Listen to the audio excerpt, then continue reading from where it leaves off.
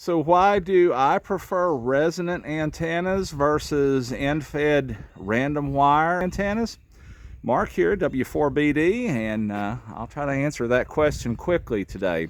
And by the way, I'm at Berwind Lake Wildlife Management Area. Beautiful foggy morning here in October.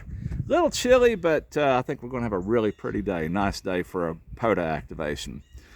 To answer that question, really all you have to do is refer to your basic laws of physics, and you don't get something for nothing.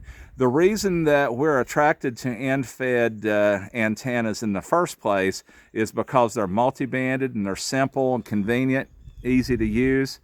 So I've got nothing against them. Matter of fact, I've got an 84-foot random wire with a 9-to-1 unun in the vehicle. That's my backup. So I've got absolutely nothing against them. But there's a little more loss associated with these. Anytime you have to transform your impedance, like I said, you're not going to get something for nothing. So that transformation is going to result in a loss of some sort.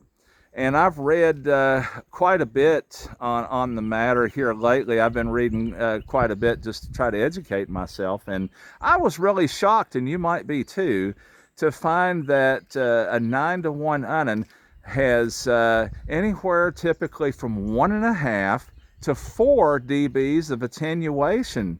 Right there, just because of the mismatch attenuation, is you're looking at quite a bit. So if you split that down the middle, what's that, like 2 3/4 dBs? That's roughly 3 dBs. That's half of your RF power gone right there, converted to heat. And it's not enough heat to keep you warm, so it's not even useful heat.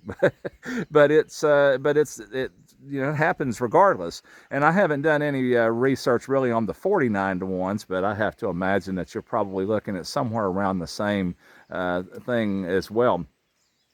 Now, with a resonant antenna like a full wave loop or a dipole or a quarter wave vertical, you've got that 1-to-1 match, or close to it, pretty close to the 1-to-1 match right there at the feed point. So, that's the thing about these. You don't have that loss right off the top.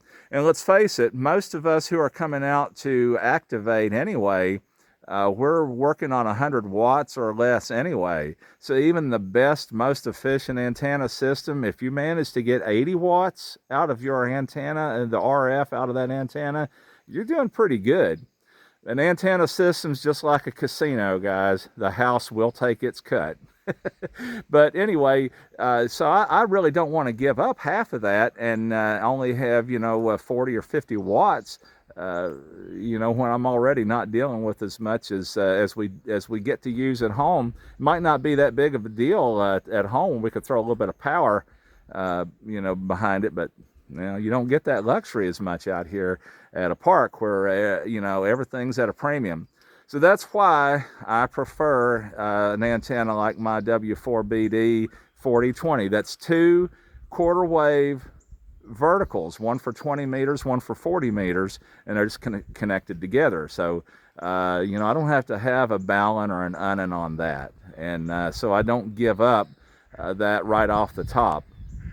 So that's why I prefer a vertical typically. And you'll notice those of us who are out using verticals, quarter wave verticals, resonant antennas, we're the ones that are routinely hearing, "Wow, you got the best signal on the band today," type comments when we're out activating. And that's why, because we're not giving up more of the cut to the house there, as they say.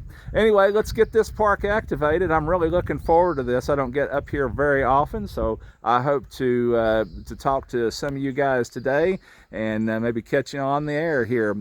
Whiskey 4, Bravo Delta, saying 7-3.